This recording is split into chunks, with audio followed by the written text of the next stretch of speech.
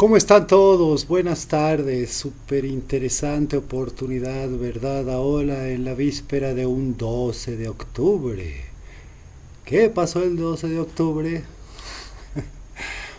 Pues todos sabemos, es lo bueno de la memoria colectiva, ¿verdad? De aquel 1492, la llegada de los europeos a un nuevo continente, claro, aquí no había nada, vamos a invisibilizar todo eso que aquí existía.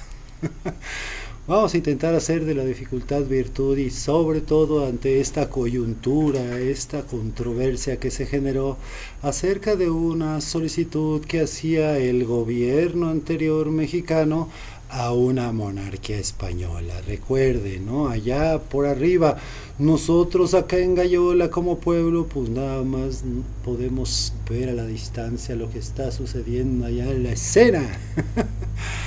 Pero esta lección nos puede enseñar muchísimas cosas y más a la luz de un revisionismo, quizá no tanto hispano, sino monárquico que está aconteciendo. Porque ya vimos que, muchísimos súbditos, siervos y vasallos se rasgaron las vestiduras, ¿no? Se sintieron bien aludidos en una situación que pudo haber sido ahí respondida en hot, como decimos aquí, con una misiva, un gesto pequeño de humildad. Como vemos que sucedió en otros lugares, en otros territorios, como fue la Alemania, ¿verdad? Que pidió también disculpas, Bélgica, o la misma Canadá que pidió disculpas a los indígenas de allá, pero nada más se tocó el alma profunda del español y ¡oh! No, ¿cómo hubo tal atrevimiento nuestro pobre Felipillo? Y uno pensaría, ¿dónde quedó Felipe ante todos aquellos que se lanzaron a defenderlo? Y es aquí, por eso convendría rescatar la memoria colectiva de esa otra hispanidad ajena a una visión patriarcalista, ¿verdad? O patriarcal, como muchos podemos aseverar ahora, autoritaria, absolutista, medieval, providencialista, porque muchos no lo reconocen, pero este lenguaje tiene mucho que ver con eso, donde lo demás puede fácilmente invisibilizarse, ser inexistente, y ante ello no cabría más que preguntarnos cuál es el legado de esa España verdadera, la que huele a caña, a tabaco y brea. Claro, ¿en qué está? No tanto en esos recursos materiales que se encuentran en hermosas construcciones o en instituciones, sino en la lengua. No podemos cerrar los ojos a ese valor extraordinario proveniente de allá que fue la lengua, no nada más como un instrumento de comunicación, sino como una oportunidad para develar el alma humana profunda de una hispanidad que se encuentra ahí muy viva en el interior de uno, porque hemos visto que a lo mejor se han encargado allá de desaparecerla una y otra vez. Pero aquí conviene rescatarla. Y vamos a hacerlo y sobre todo preguntando a todos esos monárquicos de allá y mucho a estos monárquicos nacidos en México si han repasado el humanismo profundo de esa España extraordinaria que nosotros reconocemos. ¿En dónde? Por ejemplo, primero en un primer ascetismo, ¿verdad? O misticismo que luego se le conoció en las letras de una Teresita de Jesús, por ejemplo, ¿no? San Juan de la Cruz, esa interiorización hermosa que se hace a través de un contexto que se llama la purga, ¿no? Humana, ir a encontrarnos con nuestro espíritu en una imagen de claustro que nos permitiría a nosotros avanzar, crecer, desarrollarnos, extender nuestras alas en libertad y volar. Difícil para ellos porque dentro de una institución católica pues les costó mucho trabajo hacerlo. Pero aquí estamos nosotros, siglo después, para recuperarlo, independientemente que para muchos de ellos pues sea invisible el legado de una Teresita de Jesús o de un San Juan de la Cruz o de otros místicos españoles que, híjole, pues se nos va el nombre, ¿no? Eso es lo triste, ¿no? No tanto lo que uno conozca, sino aquello a lo mejor que no se encuentra ahorita a la mano de la memoria para recuperarlo, ¿no? Pero las cosas se ponen quizá un poquito más interesantes cuando nos metemos al renacimiento español humanista. ¿De quién? Por ejemplo, de un Juan Luis Vives, ¿no? Hay muy presente, de un Baltasar Gracián que tenía un libro extraordinario que se llamaba El Criticón, y otro que a lo mejor pasó desapercibido para muchos monárquicos. ¿A cuál me refiero? A ese precisamente, el arte de la prudencia, ¿verdad? Nadie al parecer de los monárquicos, todos ahí ufanados con un valor de las armas, creo que lo hayan leído. Por favor, corríjanme si lo han leído, porque aparte de ellos hay otros humanistas renacentistas, como un Fernando de Rojas, extraordinaria herencia que recibimos en su poesía, esos acrósticos hermosos que hablan de sensibilidad humana y de encuentro con la naturaleza, ajeno a ese racionalismo obtuso que habla de yo tengo la razón y el resto a callar. ¡Auch! ¿Es esa la hispanidad que estamos queriendo rescatar? Yo me pregunto. Recuerden, aquí es puro cotorreo, para eso estamos en la vida, ¿verdad? Todo esto que se dice, solo una parte, solo una interpretación, palabritas que nos dan una noción de la vida, nos enseñan una posibilidad, pero si no nos acercamos a reconocer esa obra, es como si nada de esto haya existido. Parece que no existió para ellos esta cultura extraordinaria de ese renacimiento hermoso de un Luis de Góngora, por ejemplo, de un Garcilaso de la Vega, Lope de Vega, un Francisco de Quevedo y Villegas. ¿Qué tal un Pedro Calderón de la Barca con La vida es sueño, ¿no? ¡Wow! Y no se diga, pues, Miguel de Cervantes Saavedra, que de él aprendimos esas lecciones extraordinarias de que a lo mejor todo es un sueño vano, de ir buscando la gloria. ¿Quién era? Alonso Quijano. ¿Quién se creía? Pues el gran caballero andante de la noble armadura, Don Quijote de la Mancha, que pues estaba un poco tocadiscos, ¿verdad? Porque se lanzaba a perseguir monstruos que habitaban solo en su imaginación y creyendo que al don Sadorenzo era la gran Dulcinea del Toboso. Oh, qué historias extraordinarias que nos enseñan una y otra vez a poner los pies en la tierra, ¿verdad? Pero no se queda ahí, porque toda esta idea va a trascender no nada más a la España continental, sino a la Nueva España, en un Juan Ruiz de Alarcón, por ejemplo, y en quién más tenía que ser otra mujer, nuestra décima musa. Me refiero a aquella autora, ¿se acuerdan? Detente, sombra de mi bien esquivo. ¡Wow! Lean esa poesía, por favor. Lean Redondillas, ¿recuerdan? Hombres necios que acusáis a la mujer sin razón, sin ver que sois la ocasión de lo mismo que culpáis. Son amplios, largos, extensos, muy prolífica esta mujer, que por cierto tuvo que usar el seudónimo de Sor Filotea. ¿Por qué creen ustedes? Pues porque era perseguida por los machos allá, que les incomodaba muchísimo que una mujer tuviera tal gracia, tal capacidad de expresión. Y parece sí que el claustro le costó la vida a todas esas mujeres que casi no había de otra. O eran aquellas amas de casas condenadas al destierro eterno por el poder del macho, o tenían que meterse de monjas, ¿verdad?, en esos claustros que las cegaban, que las limitaban, que las emasculaban, que eso es lo que está pasando con una cultura ahora, que tiene mucho de emasculación en esa visión solo patriarcal. No tenemos la visión completa de una sensibilidad que nos llega a esa literatura extraordinaria, herencia también grecolatina, la lírica, la épica, la dramática, aquellas formas métricas, aquellas formas retóricas, ¿se acuerdan? Los sonetos, los tercetos, los cuartetos, los alejandrinos, no se diga la metáfora, por ejemplo, ¿verdad? El hiperbátón. Revisen todo lo que es eso. Aquí no me crean, nada, esto solo es un repaso de algo que yo estaba.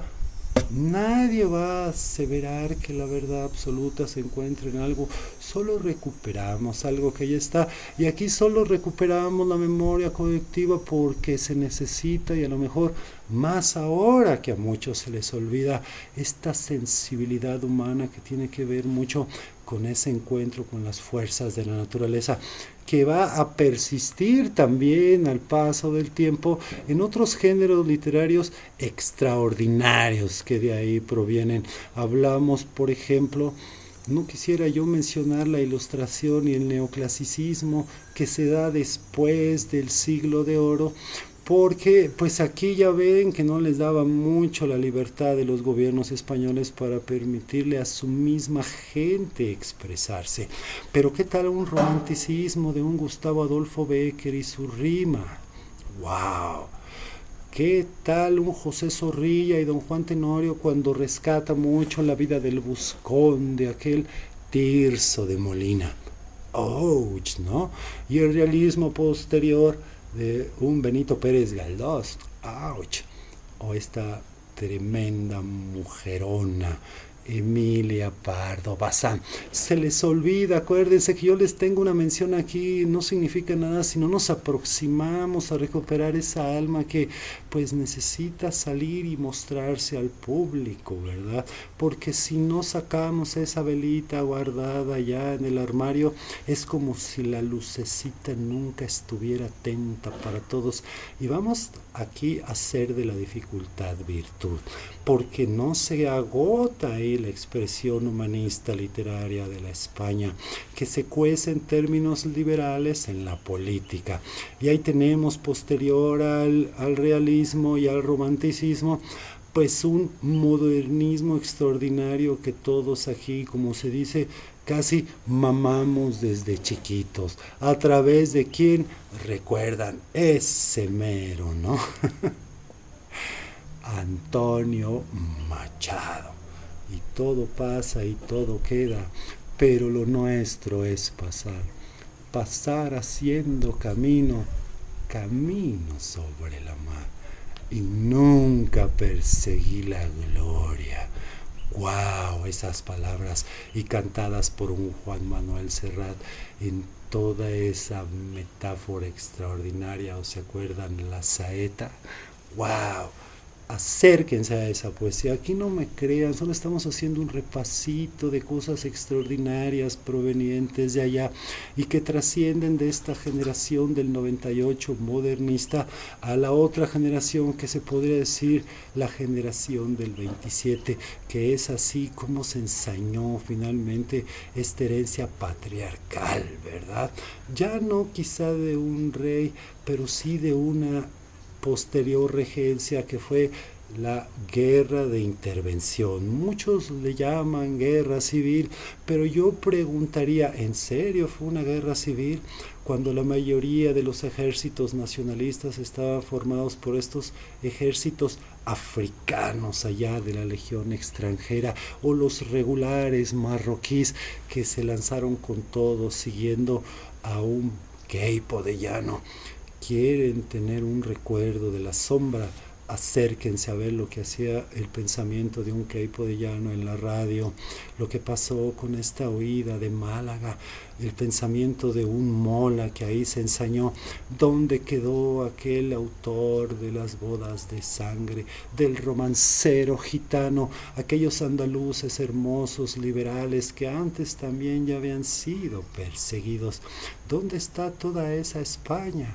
pues déjenme decirles, muchos se vinieron acá a América, y es lo que nos queda a nosotros, solo agradecer esa herencia liberal humanista que provino de allá. ¿En quién? Por ejemplo, un León Felipe, ¿se acuerda? Y ya no hay locos, amigos, ya no hay locos. Se murió aquel manchego, aquel estrafalario fantasma del desierto, y todo el mundo está cuerdo, terriblemente, monstruosamente cuerdo.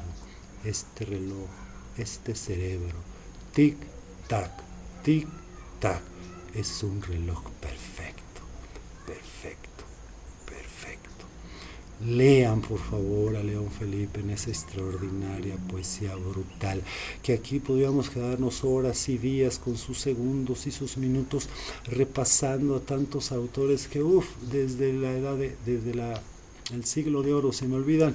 Fueron 30, 40, 50 que convendría rescatar en todos estos movimientos literarios que uno solo está aquí compartiendo con la palabrita para ver si recuperamos una memoria sensible ajena a esos recursos culturales que por fuerza se obcecan, ¿no? Un materialismo y patriarcado tenaz en que no existe, solo existe la verdad que yo tengo y profeso, y estamos todos repitiéndola, ¿no? Pues a lo mejor y no, y es lo que nosotros, quizá haciendo de la dificultad virtud, podríamos agradecer con todo aquel legado hermoso que vino a dar por acá de los liberales españoles que ya les dieron hasta con la cubeta, y aún sus hijos. Repasen la obra de un Joaquín Giró, por ejemplo, la filosofía de Miguel de Unamuno, chequen la historia que pasó con este hombre. No podemos irnos de aquí sin leer Niebla y ese poder hermoso de lo subjetivo proveniente de allá, o la filosofía de un Ortega y Gasset. A todos ellos los corrieron, tuvieron que salir huyendo o morir allá. Y acá vino a dar mucho, ¿no? Por ejemplo, esas instituciones republicanas se ubicaron acá en una cosa, en la institución que ahora se conoce, el Colegio de México, que fue la Casa de España. Esos grandes estudios humanistas provenientes de ahí, si lo repasamos, ahí está todo lo que pudo haber significado la historia de México y de la Nueva España. Acérquense a eso, porque ahorita hay un revisionismo tosudo que solo quiere rescatar ese legado de valor de la razón monárquica, que lamentablemente pues tenemos que reconocer que fue restaurado por esta dictadura de Franco cuando finalmente va a morir, ¿no? Y eso es lo que nos entra a nosotros, la duda, cuando estaba todo ese legado republicano que vino a dar por acá. Ojo, republicano, porque les encanta ya ese pensamiento maniqueo, ¿no? De yo tengo la razón, decir, o es bueno, si no piensas como yo, estás en contra de mí, y a callar, y si no, bolas a todos, a muchísima gente por allá se despacharon. Eso es lo que nos da reserva acá en este lugar, que ahora exista tanto revisionismo monárquico que invisibilice ahora eso. Y eso es muy interesante reflexionar, porque quizá antes de pedir que una institución monárquica pida perdón a pueblos que existieron hace 500 años, pues finalmente tenga que pedir ahora mejor perdón a los andaluces, a los vascos, a los catalanes, a los gallegos, a muchas personas que habitaron en ese lugar y que tuvieron que huir o que murieron, ¿no? Perseguidos por esa monarquía que ahora se ufanan muchos en defender. Sería capítulo un poco aparte reconocer esos valores que quieren finalmente que nosotros demos por válidos después de una herencia que es muy cuestionable, porque solo se sujeta a esas formas materialistas, ¿verdad? A esas formas racionalistas cerradas de que yo tengo la razón, esas formas rentables de los imperios posteriores que copiaron el ejemplo de ahí, de esos primeros portugueses españoles, que pues lamentablemente pues traían, ¿no?, la sangre hirviendo después de su guerra de reconquista. Pero ese sería un capítulo más político. Ahorita solo queremos rescatar esa herencia extraordinaria, profunda, proveniente de ese humanismo hispano que está vivo y coleando y que lo tenemos por acá, y que queremos agradecer infinitamente esa obra de un Ramón Giró, por ejemplo, de ese Colegio de México que les decía, de un Instituto Juan Luis Vives, por ejemplo, del Colegio Madrid que acá vino a fundar sus reales, no se diga de una Remedios Varo, de un Adolfo Sánchez Vázquez, qué tal el cine surrealista de Luis Buñuel, la poesía de un Rafael Alberti. Podríamos nosotros hacer de la dificultad virtud, porque de allá proviene todo eso. Y curioso ahora, después ya de un periodo que hubo allá de censura y más allá de una restauración monárquica, pues prevalece ahora, vemos harta lucecita por ahí en estos hermanos españoles, humanistas, de todos estos lugares que les cuento que les cuesta mucho trabajo defender estos valores ante un lenguaje patriarcal que no es más que la profunda ignorancia. Nosotros así aquí les decimos a esas personas que tienen un pensamiento muy conservador y que no pueden abrir la realidad a las cuestiones más sensibles, a las cuestiones más activas, que es legado mucho de estas culturas ancestrales en México, que se invisibiliza por allá y se invisibiliza mucho por estos nuevos hispanos monárquicos nacidos en México, que no salen de sus cubículos, no salen de sus colonias, ahí están todos felices contándose entre ellos, pero nunca van a tomar un panclito, a construirlo con sus manos, un tecorralito, a ver qué es un pacholito, ¿verdad? Eso no existe, porque ya sabemos que son esas formas bien cerradas, ¿verdad? Clasistas, racistas, fascistas, que ahora en ese revisionismo sí nos da un poquito de reserva, sobre todo por los jóvenes que muchas veces se la creen. Recuerden, estos son solo palabras y no vamos a ver ese legado de manera directa y a sentir con todo esto que estamos diciendo, pues híjole, vamos a estar mochos, incompletos, adolescentes eternos, sin capacidad de sentir, creyendo que esa verdad solo está en los libros que se leen y nunca ir ahí al lugar donde acontece, ¿verdad? No queda más que agradecer esa posterior herencia extraordinaria a España que ya llega en la música posterior. Recordábamos a Juan Manuel Serrat, por ejemplo. ¿Qué tal un Joaquín Sabina? Esa Rocío Dúrcal. Toda la magia del rock español. Yo recuerdo mucho que nos encantaba, aquí lo íbamos a ver, un Radio Futura, por ejemplo, Los Héroes del Silencio con ese Bumburi. ¿Qué tal? Mecano. ¡Guau! ¿No? Ya no les da mucho luego la cocorota a estos autores porque se pierden, pero antes son poetas que tratan de rescatar esta cuestión sensible de la vida y que también vemos mucho en estas expresiones también ya mediáticas, como lo es el cine de un Almodóvar, por ejemplo. No podríamos entender mucho de la idiosincrasia española sin haber visto esta expresión de arte extraordinario, un Alex de la Iglesia, ¿verdad? Y también ya para cerrar, pues reconociendo dentro del cine, pues este extraordinario actor que parece que ese sí, vean su película de Vigas Luna, se llama Huevos de Oro. Nada más es una mención para que nos acordemos que si hay alguien ahí, humanista, que lo defiende. Sirve, ¿verdad?, la metáfora para llamar la atención en ese poder extraordinario que tienen ustedes ahí de la clarividencia, la clariaudiencia, la telepatía. Cuídense mucho y agradecemos a este personaje que ha hecho una extraordinaria labor de defensa de la humanidad que ahorita padece, ¿verdad? Les mando un beso, manitos, manitas. Recuerden, a nosotros sí nos gusta vernos entre iguales. Nada de que hay uno por allá que pues de pronto pues parece ser que es de sangre azul. A lo mejor y no, porque hay otro verso muy del pueblo español, ¿verdad? En este mundo matraca, nadie de se escapa. Bien, se les manda un beso. Ahorita viene la revisión, les pido por favor. Y yo sí, discúlpenme muchos monárquicos si se sintieron aludidos, pero ya ven,